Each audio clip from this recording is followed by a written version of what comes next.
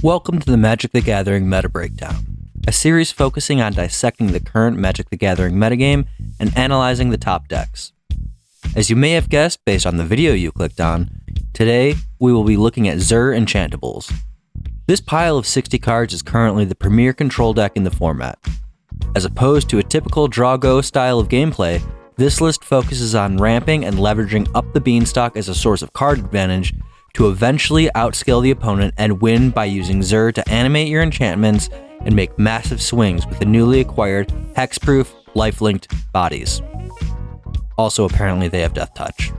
Before the deck can begin the process of bludgeoning the opponent with match-breaking creatures, however, it must get to that point. This is accomplished via a bevy of removal spells and wrath effects. These removal spells serve to staunch the flow of incoming damage and allow the deck the time it needs to assemble the cards that it needs and turn the tide, eventually taking over the game.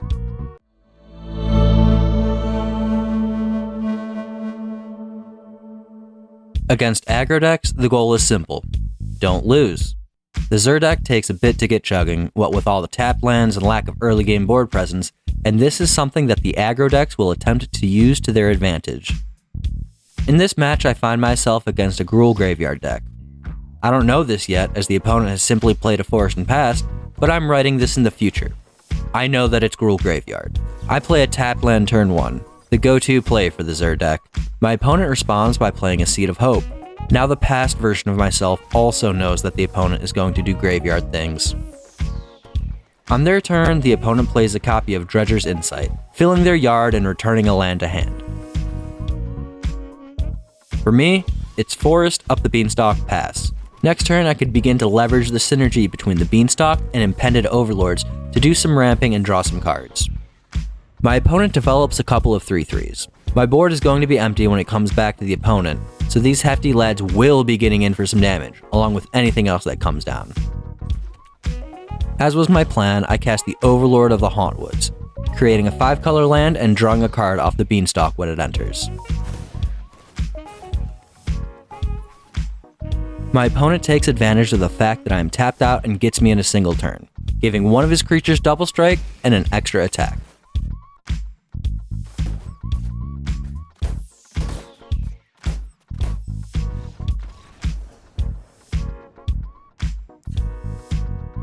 Going into game 2, I put the 4th copy of Elspeth's Smite and my 3 copies of Rest in Peace, taking out 2 Analyze the Pollens and an Overlord of the Flood Pits. The additional Smite will be nice against the early aggression, and the Rest in Pieces will shut off a significant portion of my opponent's graveyard-based deck. Game 2 and I go down to 6, throwing back a copy of Get Lost. I have a Wrath effect in hand and another form of removal that synergizes better with Up the Beanstalk, so it was a bit redundant. I don't want to risk pitching a land and getting mana screwed, so this is as good a choice as any. As always with this deck, I play a tap land turn 1 and Surveil, revealing another land. Looks like I should have kept that removal spell, but hindsight's 20/20. The revealed land is a green source that I had previously been lacking though, so it will allow me to cast my Up the Beanstalk on my next turn, so that's nice. Turn 1 from the opponent sees them playing a Haywire Might, which can sacrifice to delete target enchantment. So much for my turn 2 Beanstalk. In light of the Might, I elect to just play a land and pass. The opponent attacks with the Might and I contemplate just getting it out of the way using Last Ride, but I think better of it. It's just 1 damage and that's fine. I'm confident that my opponent will play more threats and I can catch those threats, along with the Might, in the Day of Judgment when I cast it on turn 4. Back to me and I play a land and say go. As I said, I'm planning on Day of Judgment next turn. Hopefully the opponent sees this as a chance to develop a larger board. More creatures to get caught up in my Wrath effect. My opponent doesn't overextend, but instead plays a Dredger's Insight and swings with the 2 creatures. Once again, I contemplate the Last Ride, but decide against it.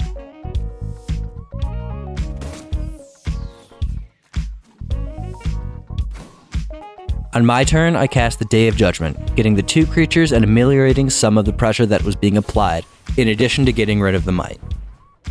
Now I can safely play my Up the Beanstalks without fear of them getting destroyed. My opponent mills himself a little bit, develops a creature, and returns a 4/2 from the yard, giving it haste and getting me for 4.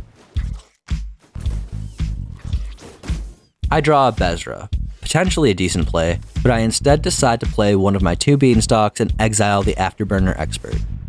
I could have done it on the opponent's turn, but I do it on mine to see what I draw, which is a Rest in Peace. When the turn comes back to me, this card will shut down a significant portion of my opponent's deck. I am vulnerable for one more attack, but after that, I am well on my way to stabilizing and turning the tides. The opponent plays some creatures, gives one of them haste, and gets me down to a 6.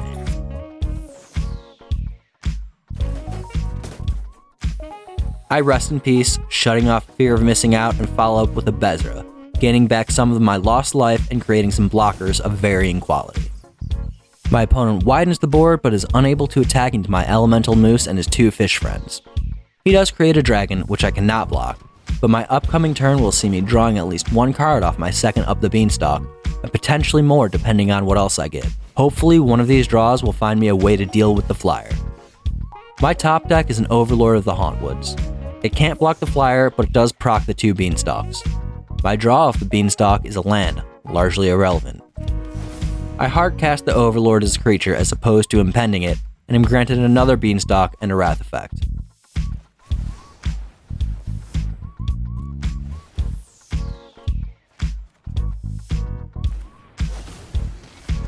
My board is robust enough that I really don't want to delete it with a Wrath, but it's nice to have the option, I guess. The third Beanstalk is okay, but a bit overkill. I really just want a way to deal with the flyer because with my current board, the dragon is the most obvious way that I can still lose the game. My opponent casts a second dragon and gets in there with the first, taking me to 6. If I don't find an answer, I will be forced to Wrath and lose all of my creatures in order to not lose. Luckily, when it comes back to me, I top deck a Leyline Binding, a solution to one of the dragons that will also net me 3 additional cards due to the plurality of Beanstalks. I cast the third Beanstalk and get a second Leyline Binding. Instead of using the bindings to remove the dragons, I instead swing all out, with the intention of wrathing afterwards. The 2 bindings now mean that I can deal with whatever the opponent plays and draw a bunch of cards in the process. I figure it is a better idea to just proceed with that line of play, instead of letting the opponent keep their board and potentially Alpha Strike me for the win. I get 3 draws off my Sunfall and one of them is Zur. I have a land open so I can binding any hasty creature that comes down across from me, and the Zur to animate one of those bindings and swing, gaining me enough life to be out of reach of lethal damage.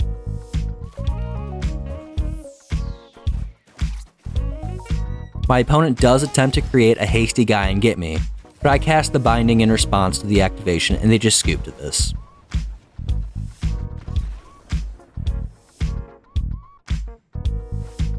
Game 3 in my hand is good enough. Some lands, some removal, and a Beanstalk. This combination of cards will theoretically allow me to deal with whatever comes down across the table, while simultaneously getting card advantage off the Beanstalk. I consider playing an untapped land in order to cast the Smite if I need to, but instead go with the Surveil option, revealing another Smite.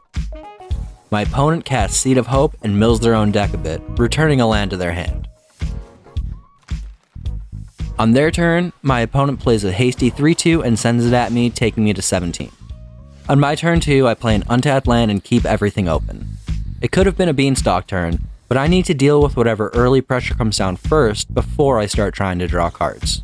The opponent continues to self-mill, culminating with a swing from their 3/2. The creature catches an Elspeth's Smite, as I've been saying it would, and the turn comes back around to me. I play one of the Beanstalks and say go, leaving a white source open in case another hasty lad comes down. The opponent has the Haywire Might, so I have no real hope of the Beanstalk sticking around. But if they play and sack the Might, that is a pretty underwhelming play on their part, so it gives me a bit more breathing room while they take a turn off of damage. My read was half right. They do play the Might, but they also play a Draconautics Engineer. Instead of sacrificing the Might, they instead use the first ability on the Engineer to give their creatures haste, bringing back the Afterburner Expert in the process. They send the Might and the Expert at my face, but the latter catches an Elspeth's Smite, making the damage dealt by the opponent much less than they would have liked. This allows me the opportunity to deal with the Might before it can delete one of my Beanstalks. I cast the second Stalk and last Ride the Might, exiling it and drawing 2 cards. The opponent does very little, developing a 3/3 and hitting me for 3, leaving lands up. I do a similar play, casting my third Beanstalk and attempting to pass the turn, but during my end step, the opponent used the second ability of the Engineer to make a dragon token.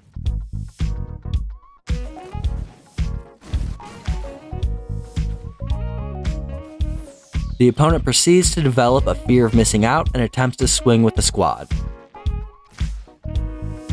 I leyline binding the dragon token and draw 3 cards off my Beanstalks, but I still take 6 damage.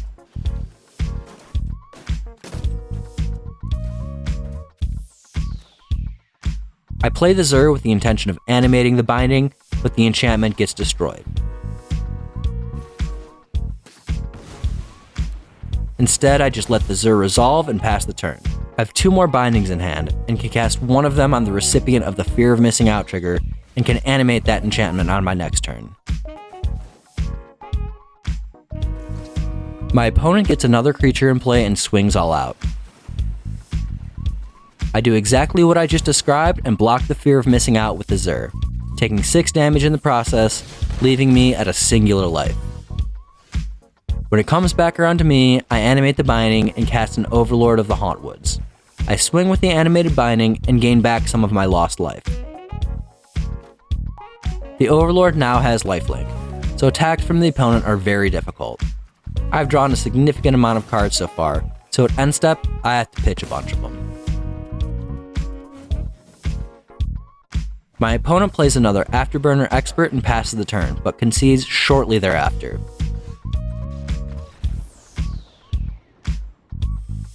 This is a reasonable course of action for an aggro deck. Once the Zur starts animating large enchantments, and those enchantments start getting back the lost life, it is very difficult to come back as an aggressive deck.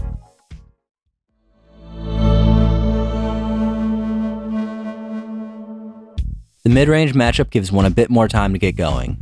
This type of deck is not as blisteringly fast as the aggro decks in the format, but are still typically quicker than the Zur deck. There is still going to be some forestalling of damage, but you have a bit more breathing room to get set up. The opening turns of this match against Golgari midrange play out in a predictable manner.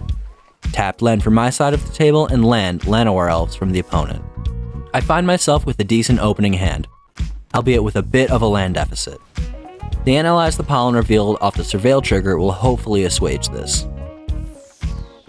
You gotta love a turn 2 Beanstalk when you're playing Zur, particularly when there is an Overlord of the Hauntwoods to follow it up. This is sort of the bread and butter setup of the deck.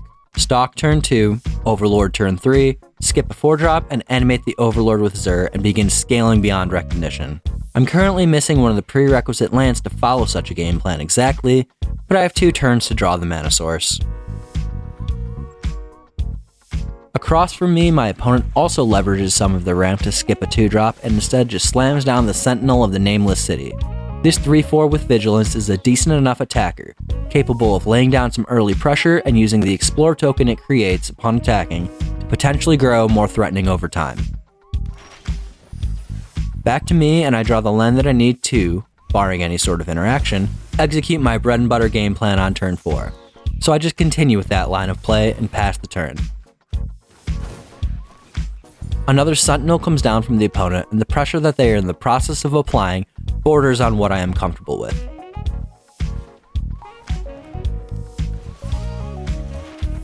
I will be gaining back life if I swing with the Hauntlord, but they can double block and trade, leaving me down an Overlord with not but a Zur to defend myself.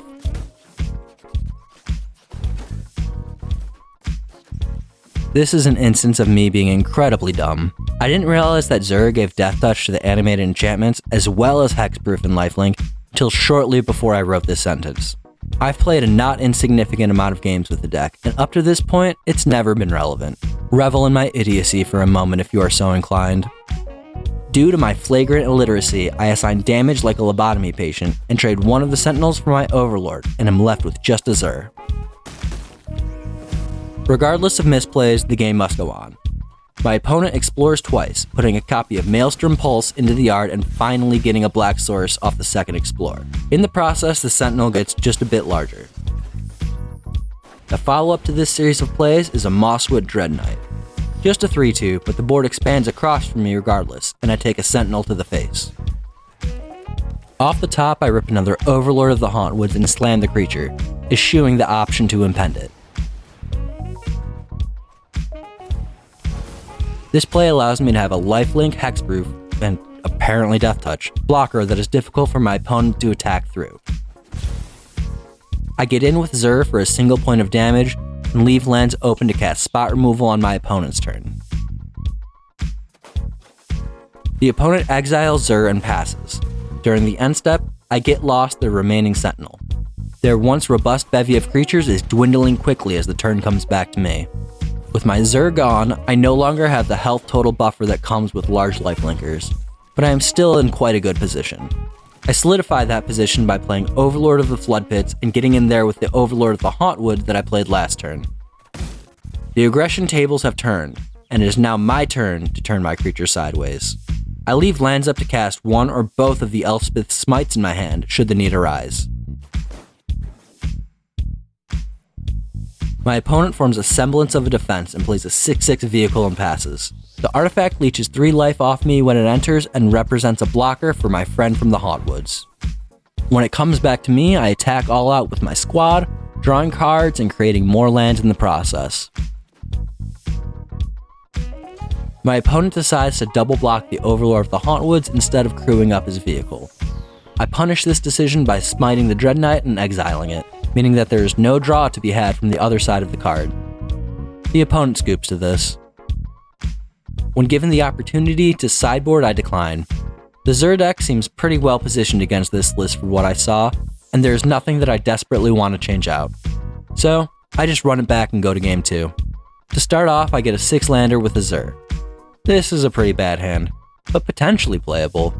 The Surveil lands allow you to get rid of chaff cards that find themselves on the top of your library, so I contemplate playing this hand for a moment and then decide better of it and mulligan. My second hand is similar but better. I still have the Zur, but now have 2 copies of Up the Beanstalk as well. Turn 1 tapped lands come down from both me and the opponent. Turn 2, the opponent plays another land and leaves both of them up, potentially representing a Tear Sunder that would hit my Up the Beanstalk. I play the enchantment regardless and am not punished as the turn passes back to the opponent, who plays a Sentinel and passes. When the turn comes back to me, I play a Surveil land and see a Herd Migration. I contemplate keeping the card for a moment, as it is a potentially late game backbreaker, but I think better of it. There is a non-negligible amount of pressure coming down across from me, and I need to find a way to ameliorate it. I just play my second Beanstalk and pass, drawing a land, and leaving me with not but 2 copies of Zur in terms of spells in hand. The opponent plays a Frillback and gets one of my Beanstalks, followed up with a swing for 3. Off the top, I get an Overlord of the Hauntwoods, a good card to go with the 2 copies of Zur in my hand and a source of card advantage from the Beanstalk trigger when it enters. I impend the creature and draw an Overlord of the Mistmoors off the Beanstalk. Though I am able to be attacked freely this turn, when it gets back to me, I will be able to begin the process of stabilizing. My opponent develops another 6/6 vehicle and takes me down to 7 from all damage sources. This is a life total that I am less than comfortable with, but can potentially recoup some of my lost life on my following turn. The playing of the Zur and the animating of the Overlord seems like a pretty obvious line of play. I don't swing with the enchantment, however, and instead hold it back as a blocker. I will still gain the life when it blocks, and it leaves me less vulnerable this way. I also surveilled a Leyline Binding on the top of my deck that I will draw next turn, and can use this to deal with any additional threats that arise.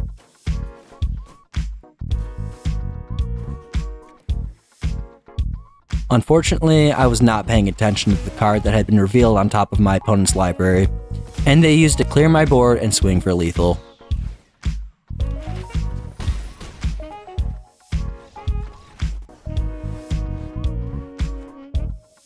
I do make a singular sideboard swap this time around, changing out the copy of Pest Control for a Day of Judgment. I more than likely should have done this after game 1, as Pest Control is basically just a cycle in this matchup. In game 3, I keep a middling hand. The distribution of lands and spells is good enough, but I can't cast anything I have for a concerning amount of time. But as I said earlier, the Surveil lands can help a bit with finding what I need. And the Wrath effect can eventually clear up any pressure that accumulates during the early portion of the game. Off the first Surveil trigger, I see a Day of Judgment. Decent enough to keep on top. I can cast this a turn sooner than the Sunfall I have in hand, and since I currently can't cast anything until turn 4, earlier rather than later seems preferable for Wrath effects. Luckily for me, it seems as if my opponent is also dirtling a bit in the early game, and also has no 2-drop. I play another Surveil land and see a Beanstalk. Wonderful. A mechanism by which to start gaining card advantage. It doesn't matter how slow the play is because neither player has yet to do anything but play lands. This pattern continues as my opponent plays a land and passes on turn 3. I'm a bit worried about casting the Beanstalk into open lands across from me, but I'm not punished until the Frillback comes down on turn 4 and munches my Beanstalk. It's not the biggest of losses, as it is now late enough in the game that I can begin to cast my larger spells. I impend the White Overlord and generate 2 2/1 flyers and pass the turn. I double block the Frillback and get punished with a cut down, allowing the opponent to eat up the second token with no repercussions. The follow-up from the opponent is once again the 6/6 vehicle that deals 3 to me and gains 3 for my opponent when it enters. On my turn, I animate the Haunt Lord of the Mistmoors and swing, gaining 7 life and replacing the tokens that I lost the previous turn.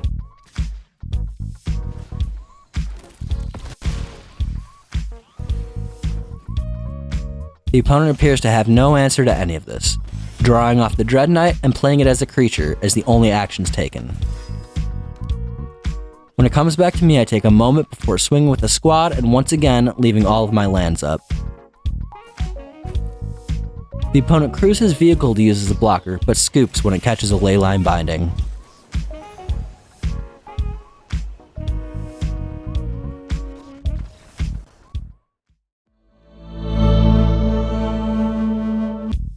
The current format is certainly lacking in different types of control decks. So, as a Zur player, if you find yourself in a control matchup, it's more than likely a mirror. To be completely honest, I sort of hate this matchup. It seems to be largely draw dependent, with the player that gets the most Beanstalks being the player that is most likely to get the win.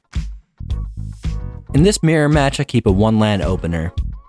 It might seem sketchy, but there are 2 up the Beanstalks and a Surveil land.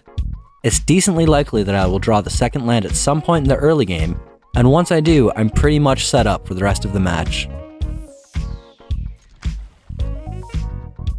My opponent plays an untapped land turn 1.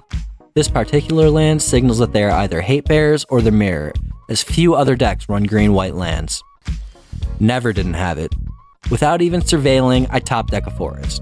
I still play the Surveil land first because turn 1 is the turn for tapped lands, but it's nice to know that I'm not going to be stuck with 1 land for any extended period of time. Off the trigger, I see a Cavern of Souls, which sets me up for a turn 2 stalk, turn 3 Overlord. My opponent also has a Cavern of Souls and plays it, followed up with a Beanstalk of their own. I now know that this is the mirror match and to play accordingly. Playing accordingly means that I play a Beanstalk of my own, putting me and my opponent at parity. Off the trigger, I rip a Zur, and am set up for the full bread and butter of the Overlord turn 3, Zur, animate turn 4, as long as my lands allow me to do so.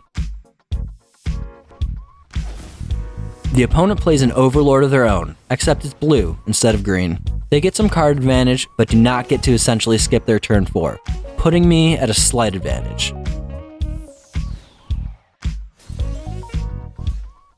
I play my Overlord using the forest as opposed to the cavern. I might need to name Wizard on the tribal land in order to cast the Zur. Unfortunately, due to the combination of lands that I have in play, I will not be able to play the Zur and animate the Overlord on the same turn. My opponent snipes my Beanstalk and passes the turn. I draw an island and contemplate the best land to play, eventually deciding to see what I get off my second Beanstalk. I get the green-white untapped land and play it before playing my own blue Overlord, drawing several cards and giving me options as to what to play on my next turn. My opponent is somewhat mana screwed, not as much in quantity so much as in variety. They play a Leyline Binding for 4, exiling my second Beanstalk. Typically, this would be a solid play, as the Zur player that gets the most value from the Beanstalk often finds themselves winning, but I have other sources of card advantage at my disposal now, so it's a little bit too late. I animate my Overlord of the Hauntwoods and get in there before exploring on the Zur. Nothing overly exciting, just the steady application of pressure. My opponent's Sun falls, clearing my board.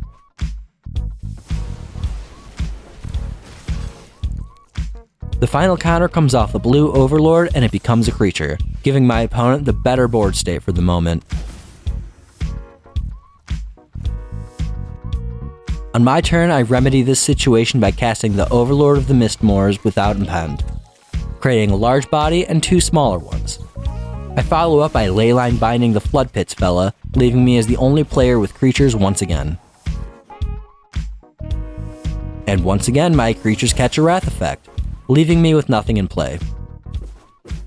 I just cast a second White Overlord and pass the turn. Surely the opponent will not have a third Wrath effect.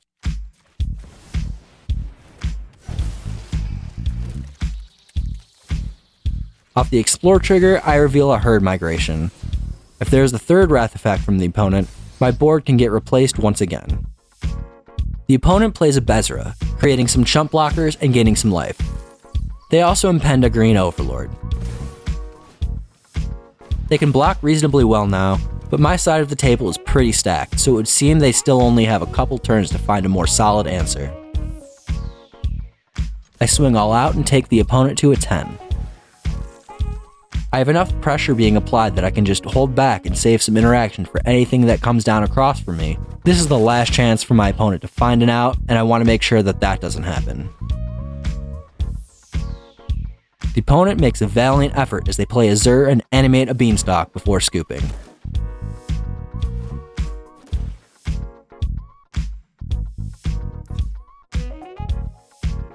I sideboard out some of the anti-aggro cards in the main list and put in a bevy of enchantment hate and late game threats. No one cares about 3 damage to an attacking or blocking creature in the Zur mirror. As is to be expected, the second game starts off with us both playing tapped Surveil lands. I see a Zur on the top of my library and keep it there. The staring match continues as we both do nothing on turn 2, indicating that neither of us has a Beanstalk, or we are worried about it getting removed. This game is really putting on full display that this is the mirror match. On each of our turn 3s, we both play a land and an Overlord of the Hauntwoods, leaving us at more or less parity. The opponent tapped land passes turn 4, leaving lands up. When it comes back to me, I make him have it and attempt to play a Zur, animate, and swing. My Overlord gets torn asunder in response to the Zur. On their turn, my opponent also plays a Zur and has the mana to animate their own Overlord, but chooses not to do so. I have lands up and can do exactly what they did if they decide to pursue such a course of action. They do not do this and instead pass the turn. I Leyline Binding the Zur on end step, leaving the Tear Asunder in my hand to deal with any other enchantment that comes down. On my turn, I animate the binding and swing all out.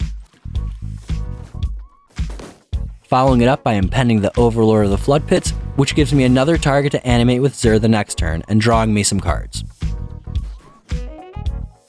The opponent has their third Zur of the game and proceeds to play it and animate their Overlord and swing. They're beginning to run low on cards in hand, so this is potentially their last bastion of resistance.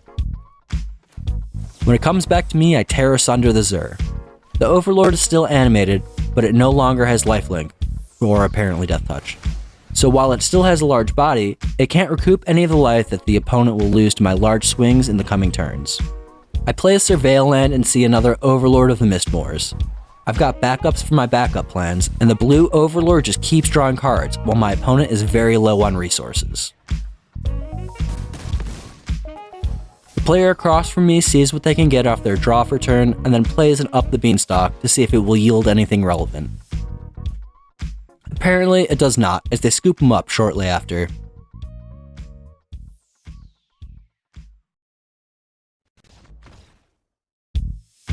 The Zur deck is nothing if not consistent, and consistency is somewhat of a double-edged sword. On the one hand, you will reliably be able to do some very powerful things, and given enough time, invariably take over in the late game. On the other, all of the very powerful things that you do are all kind of the same thing, meaning that, at least for me, the deck is kind of boring to play. I do enjoy piloting control decks, but prefer them to be the draw-go variety as opposed to the scale beyond recognition variety, and Zur is soundly in the latter category. That being said, the deck very frequently does what it is intended to do, and this level of consistency is more than likely why it is one of the top decks in the metagame.